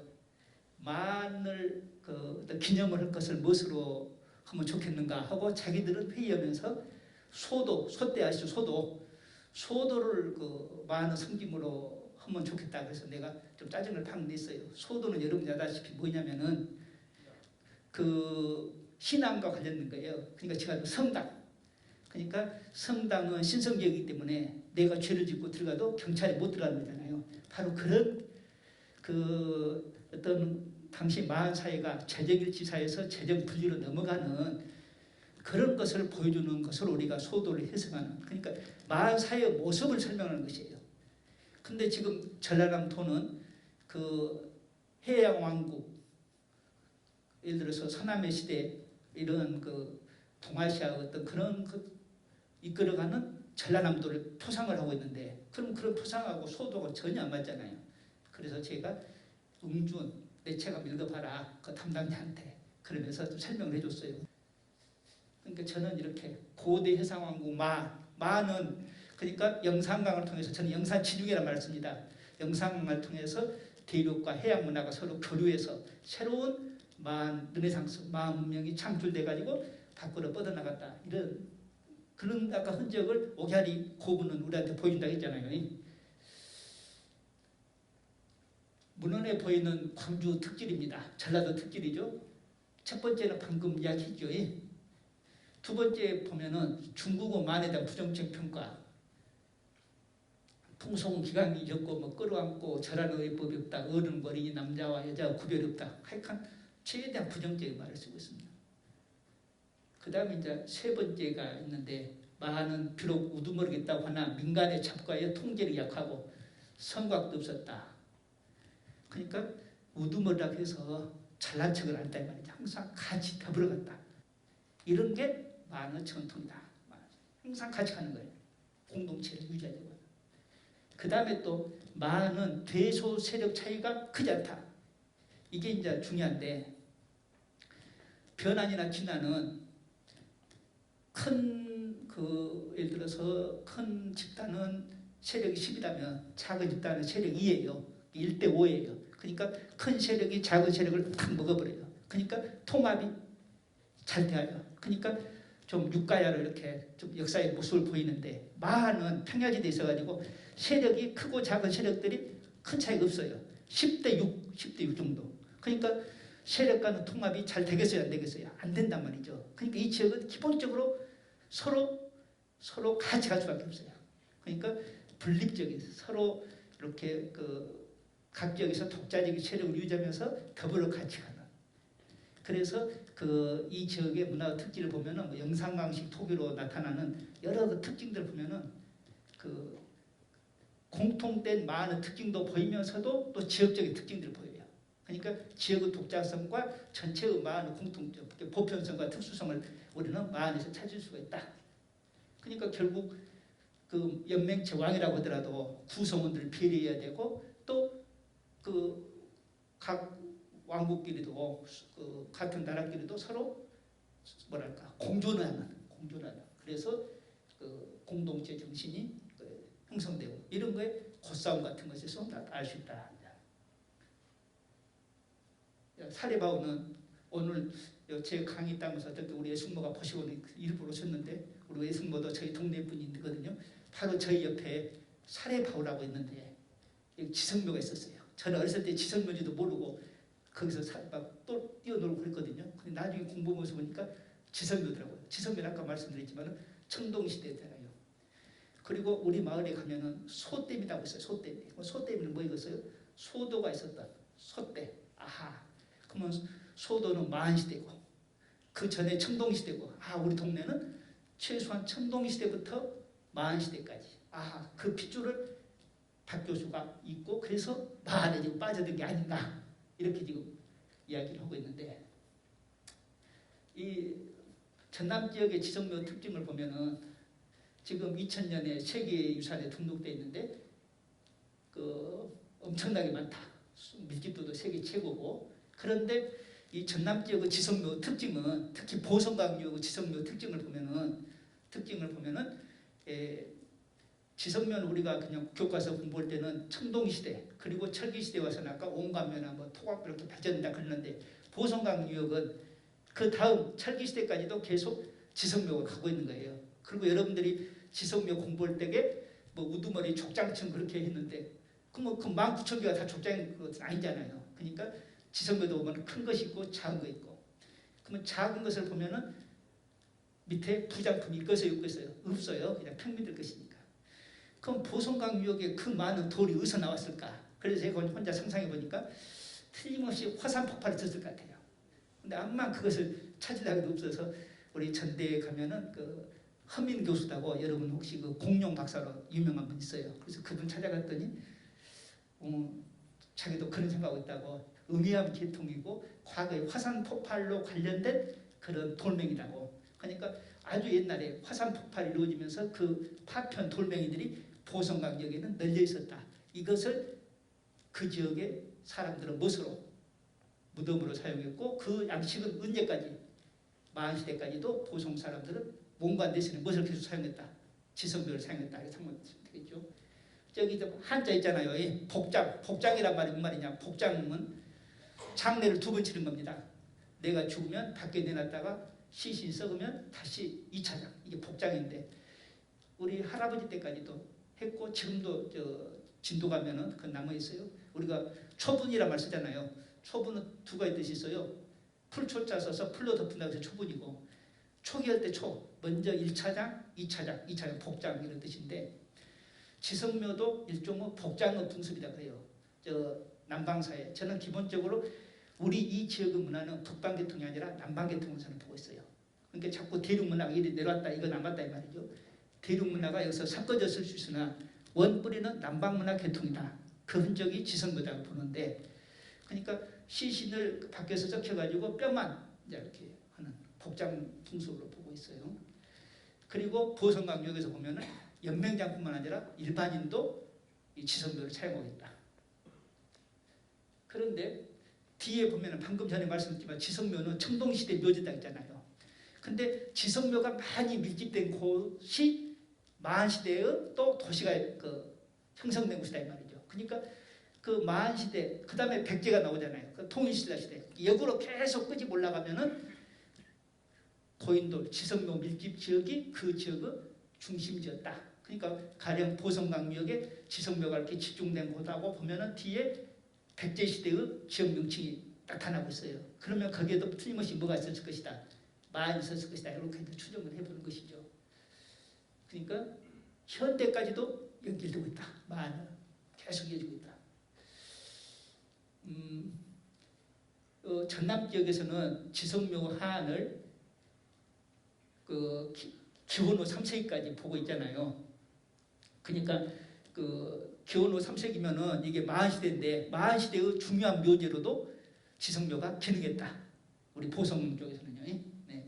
그래서 계속 후기까지도 이렇게 마한시대까지도 지성묘가 중요한 묘지로 기능했다. 그 다음에 여기서 이제 이 말 한마디가 아주 중요한데요. 이 지성묘 밀집도를 보면은 경남 쪽에서는 이 뭐랄까 무덤이 지성묘가 한 곳에 집중돼 있어요. 그러니까 지성묘 어떤 군포 지역이 규모가 크다는 것입니다. 그러나 전남 지역은 소규모로 흩어져 있어요. 그러니까 아까 말씀드렸지만 이 지역은 정치체들이 여러 지역으로 나눠져 가지고 분립한 그런 경우를 말하고, 그 다음에 또 하나는 두 번째 나와 있지만은 경남 쪽에서 그 지성묘는 규모가 엄청 커요. 근데 우리 지역의 지성묘는 소형이에요. 그러니까 우리 지역은 세례 큰 우두머리랑 그 밑에 백성들과 차이가 별로 크지 않았다. 그러니까 결국 하나로 통합되는 데는 어려움이 많이 따랐다. 그런 이야기죠. 그 대신 무엇은 서로 같이 갈 수밖에 없다. 같이. 그래서 공동체 정신이 어디서부터 오는 엿볼 수 있다. 지성묘에서 우리 현재 전라도 정체성인, 광주의 정체성인 5.18로 표상된 그런 공동체 정신을 멀리 청동시대 지성묘, 그게 마한시대까지 이어져 왔다고 하는 것을 알 수 있고, 그리고 기록에서도 아까 중국에서 말한 그런 기록에서도 확인할 수 있다. 그런 이야기입니다. 이제 이런 전통들이 우리 지역에 계속 면면이 이어져 왔다. 그런 이야기입니다. 그래서 여러분 저 양무호남 시무국가란 말 있잖아요. 저 말 워낙 많이 들어봤잖아요. 저 말은 이순신 장군이 썼는데, 이순신 장군이 지금 같으면 목포 해역사에 사령관으로 와 있는데, 지금도 이렇게 부대 운영을 하면 돈이 부족하니까 지역 유지를 갖다고 방위협의 요인다 해가지고 많이 지금 뜯어내고 막 그렇잖아요. 그러니까 당신 이순신도 부대 운영을 하니까 돈이 없어요. 근데 영암 구림에 현시성을 가진 젊은 친구가 돈도 있는데 마인드가 괜찮아요. 그러니까 이순신을 자주 찾아오고 이순신도 찾아가고, 그러면서 부대 운영비가 부족하면 이순신 지금 같으면 카톡으로 보내는 거예요. 나 좀 도와주면 좋겠다 이런 식으로. 그러면 현씨가 그냥 흔쾌히 또 도와주고 그러니까 이순신이 받을 때마다 고맙다고 편지를 써요. 그러면서 아이고 호남 사람 없으면 큰일 나겠네 하는 것이 양무호남 시무과입니다. 그게 그 편지에 나와 있어요. 이제 그러니까 영암하고 관계 있는 겁니다. 그래서 영암에서는 최근에 오메 우리 동네랑 관계 있네 그래가지고 구림 동네에다가 돌멩이나 크게 찾아놨는데, 조선 후기에 이순신의 후손이 아마 영암 군수라는가 봐요. 그러고 보니까 현씨 문중에 그 편지가 있거든. 그러니까 날 주면 안 될까 그래갖고 반 강탈다시피 해가지고 자기 고향이 충청도로 갖고 와버렸어요. 그러니까 편지 원본은 지금 충청도에 있습니다. 바로 그런 우리 지역을 지키려는 강한 자존감, 우리 지역을 우리가 지켜야 된다는 그런 어떤 그 공동체 의식이 이 호남 의병으로 임진 의병으로 표출됐다. 고경명과 김천일이 나오는데 김천일이 먼저 고경명이 바로 뒤따라서 나갔는데 김천일 의병의 특징을 우리가 이야기할 때는 저 위로 왕을 구하러 올라갔다. 근데 저 경상도 의병은 향토 방어했다 이런 식으로 해서 우리 의병을 자꾸 강조하는데 그것도 옳은 것은 아니에요. 왜냐하면 당시 경상도는 바로 일본군의 공격을 받으니까 자기 향토 방어를 해야 됐고 우리는 여유가 있으니까 밖으로 나갔고 뒤에 이제 정묘할 때는 그 2차 진주성 싸움에서 진주성이 함락되면서 전라도가 공격받으니까 이쪽 의병들은 또 향토 방어에 나가고 그래서 자꾸 우리는 밖에까지 나갔고 경상도 친구들은 자기 방어만 했다. 뭐 이런 식으로 설명하는 것은 옳지 않다. 그런 이야기를 하고 싶고요. 이러한 의병 정신이 한말 특히 1907년에 일본에게 나라가 넘어갈 때 우리 지역이 치열하게 치고 나가게 되는데 그 의병도 우리가 크게 이제 쇄국지로 공부했었잖아요. 그 을미, 을사, 그 정미의병 그러는데 그렇게 이제 간지로 설명한 것은 지금은 안 맞습니다만은 그 1896년 을미년 다음이에요. 96년 2월 초에 그 기우만이 장성의 기우만이 거기서 의병을 일으키려고 했는데 장성 사람들이 탁 안 움직여요. 그러니까 저 나주로 전화해가지고 거기 어쩐가 그러니까 우리는 이제 의병이 일어나고 있습니다. 그러니까 알았습니다. 그리 갑니다. 그래가지고 기우만이 나주로 와가지고 거기서 의병 부대를 결정하거든요. 그래가지고 김천일 사당에 가요. 사당에 가서 이제 의병 일으킵니다. 이렇게 고하고 이제 의병을 일으키는데 제가 재작년에 그 임진 의병, 나주 의병 이제 세미나하면서 기조 발표를 했는데 가만히 보니까 김천일은 일찍 고아가 돼요. 그러니까 외가에서 김천일 다 키워줘요. 나중에 의병 일으킬 때도 외가 식구들이 총동원됩니다. 지금 같은 외가의 인적, 물적 자원이 전부 동원되거든요. 근데 어느 날 지금 보니까 김천일만 뜨고 있는 거죠. 김천일 의병. 저는 그것에 대해 불만이거든요. 김천일과 나주의병, 나주의병과 김천일이어야 되거든요. 근데 우리가 어떤 특정 개인을 자꾸 영웅으로 만들려고 하는 거 이거 아주 조심해야 됩니다. 그래서 이 김천일 외가가 양성희 씨인데 양성희 씨는 어디 가버린 거예요. 양성희 씨는 전쟁 중에 그러니까 집안이 완전히 풍지박산된 거죠. 다 죽고 재산 다 날아가고. 그래서 나중에 일본군 들어오고 그러니까 지금 같으면 전부 섬으로 도망가요. 그래서 신안, 섬 그런 쪽에가 양성희 씨 흔적들이 많습니다.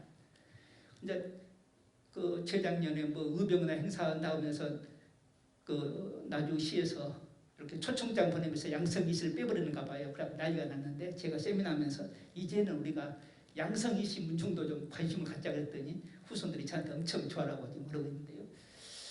이 여기 무동초는 지금 어디입니까? 저쪽이 저 청평 나간 쪽요.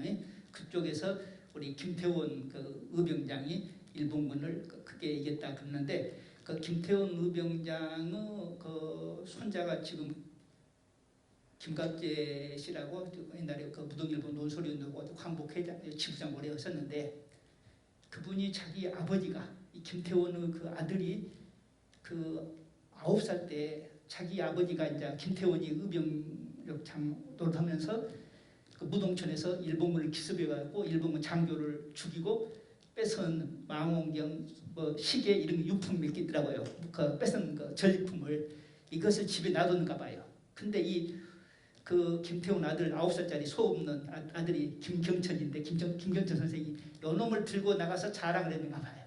이게 일본군 귀에 들어가가지고 그 어린 9살짜리가 끌려가가지고 하루 종일 고문을 받아요.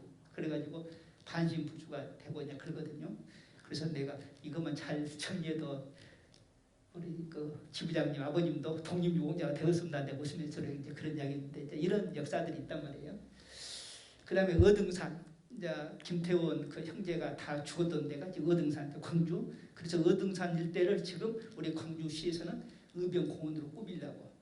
그래서 재작년에 저한테 한번 CBS에서 그 어등산 의병공원 물어보길래 제가 제발 당시 그 호남 의병, 한말 의병은 광주 전남 구별이 없다. 제발 좀 같이 광주랑 전남 행정구에 그만 따지고 하나의 호남의병공원, 남도의병공원을 만들면 어쩌겠냐 했더니 그게 안 되더라고요. 중앙정부는 같이 하면 더 좋으라고 하는데 자꾸 나누려고 그러니까. 그래서 지금 그 남도의병공원은 나주 쪽에 지금 만들어지고 있거든요. 그러니까 광주시에서는 어등산을 그냥 뭐 동아시아 뭐 독립공원으로 좀 성격이 애매하게 지금 만들어가고 있더라고요. 그 다음에 우리 양림동 3.1운동 이야기 있잖아요.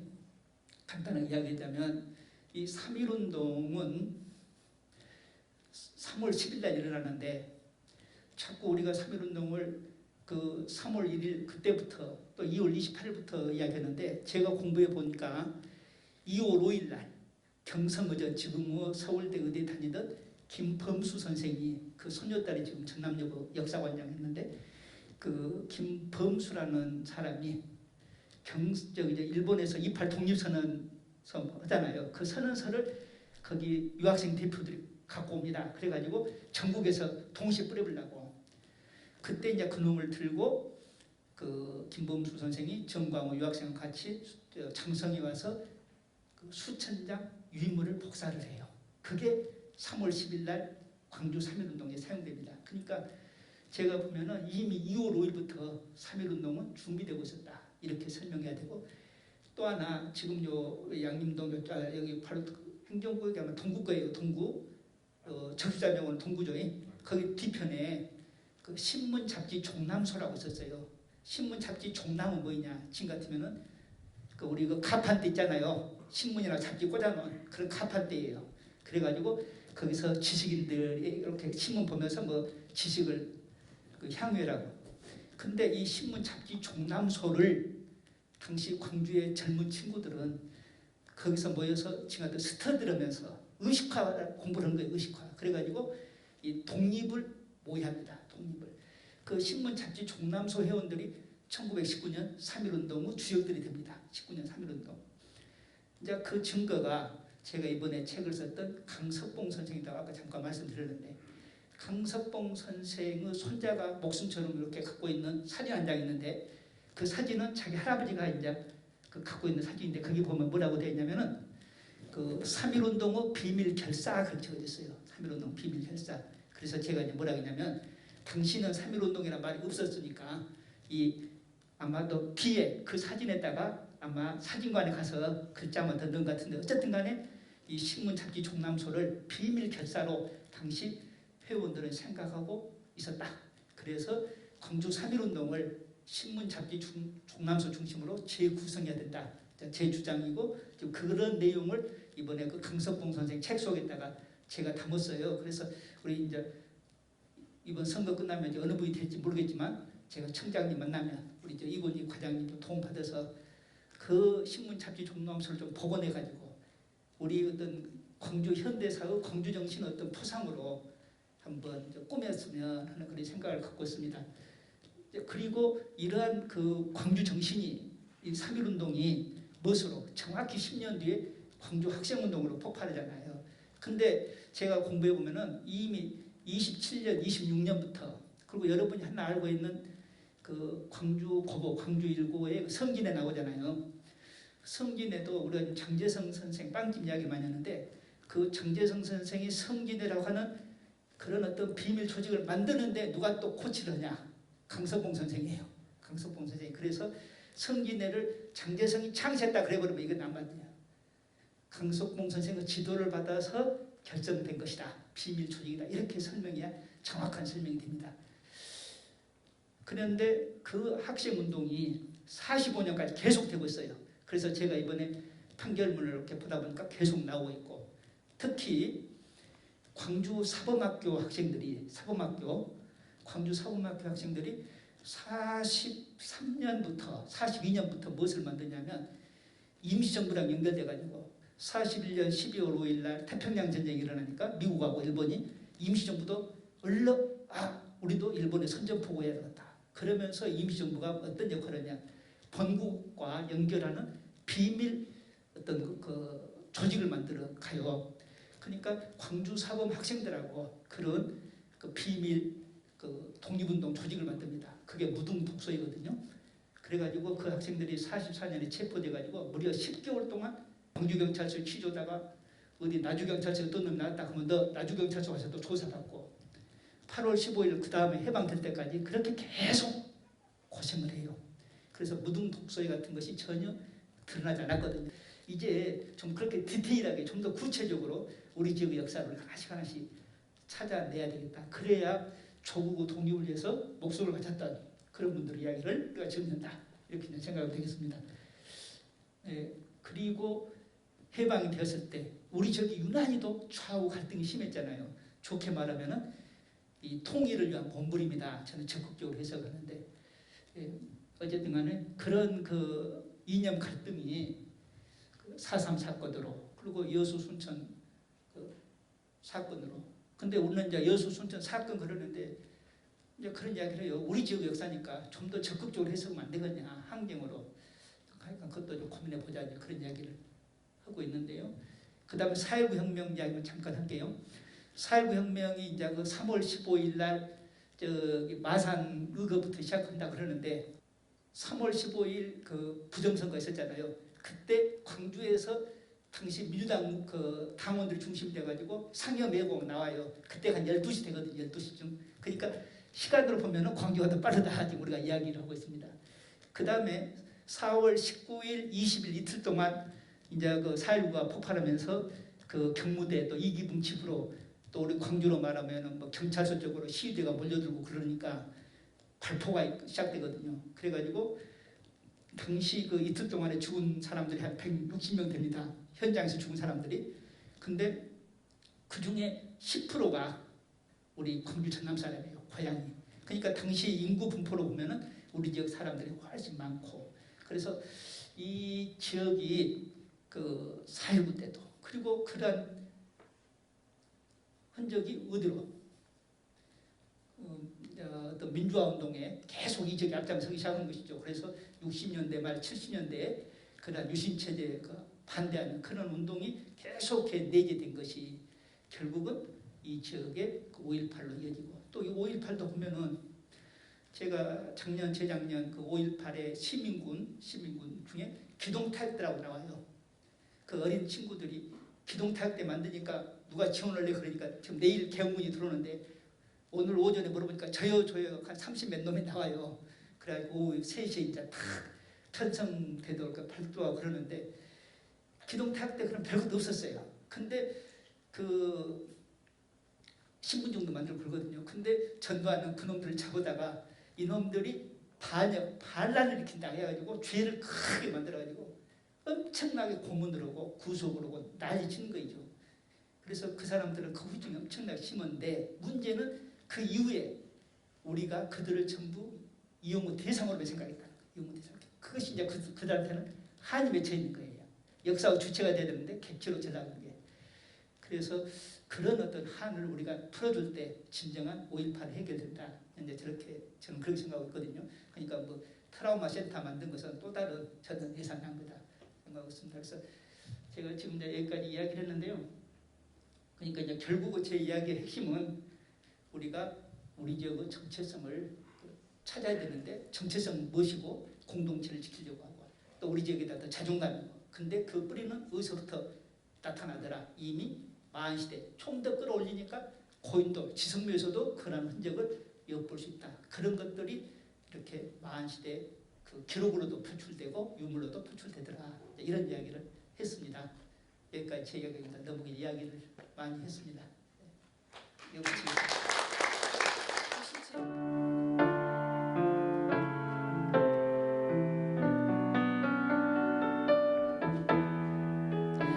창밖에 서글픈 비만 내려오네. 내 마음 너무 안타까워. 이젠 다시 볼 수가 없기에 처음 만났던 그날도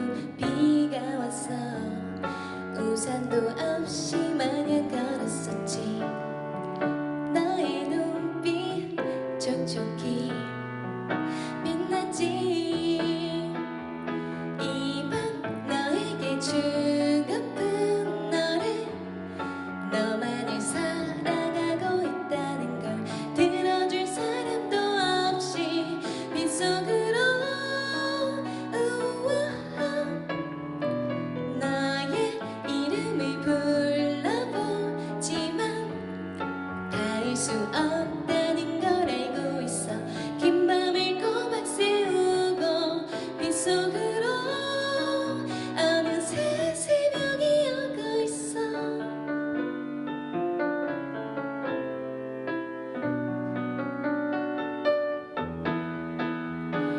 한때는 너를 만나서 행복했어. 그런 꿈속에 빠져 있었지만 이런 아픔 느낄 줄 몰랐어. 이별을 느낄 때면 난 생각해봐. 우리 사랑을 위한 시간인걸.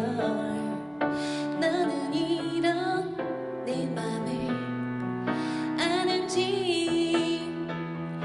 이밤 너에게 주고픈 너를, 너만을 사랑하고 있다는 걸 들어줄 사람도 없이 빗속으로 우와 나의 이름을 불러보지만 닿을 수 없다는 걸 알고 있어. 긴 밤을 꼬박 세우고 빗속으로 어느새 새벽이 오고 있어.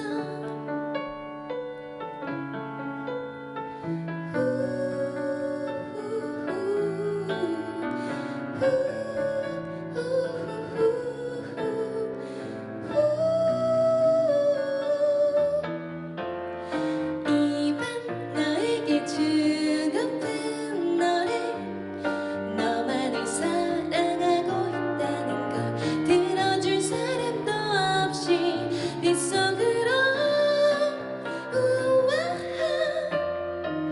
나의 이름을 불러보지만 닿을 수 없다는 걸 알고 있어. 긴 밤을 꼬박 세우고 빗속으로 어느새 새벽이 오고 있어.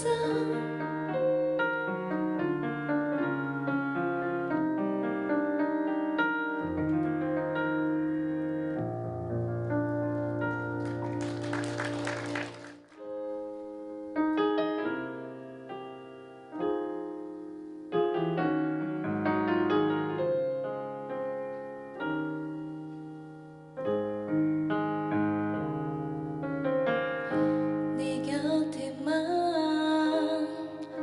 머물러요. 떠나면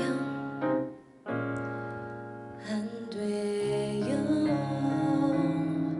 그리움 두고 머나먼 길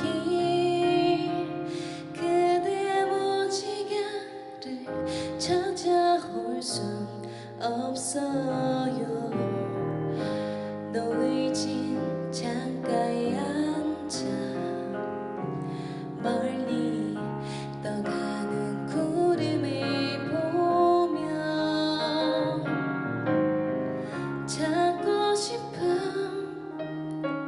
옛 생각들 하늘에 그려요.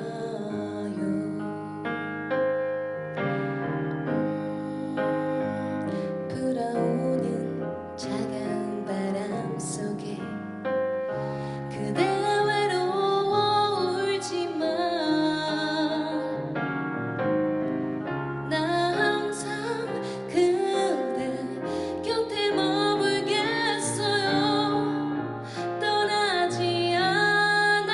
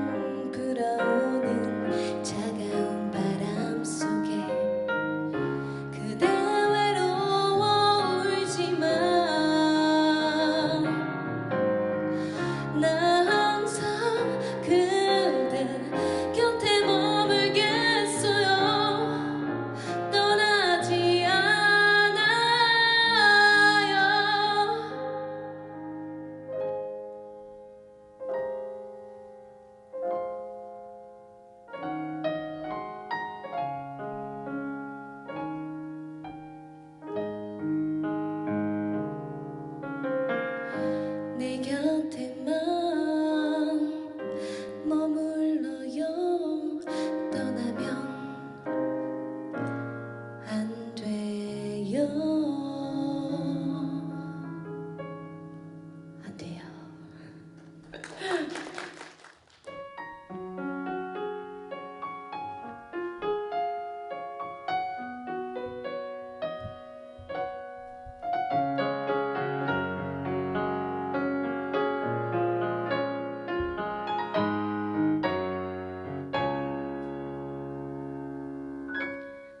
어두운 불빛 아래 촛불 하나 와인잔에 담긴 약속 하나 항상 너의 곁에서 널 지켜줄 거야 날 믿어준 너였잖아 나 바라는 건 오직 하나 영원한 행복을 꿈꾸지만 화려하지 않아도 꿈 같진 않아도 너만 있어주면 돼 걱정 마 언제나 이 순간을 잊지 않을게 내 품에 안긴 너의 미소가 영원히 빛을 잃어가지 않게 Cause your love is so sweet You are my everything 전날 밤에 단 꿈에 젖어 하는 말이 아냐 난 변하지 않아 오직 너만 바라볼 거야 Whoa, You're light of my life You're the one in my life 내 모든 걸 다 잃는데도 후회하지 않아 오직 너를 위한 변하지 않는 사랑으로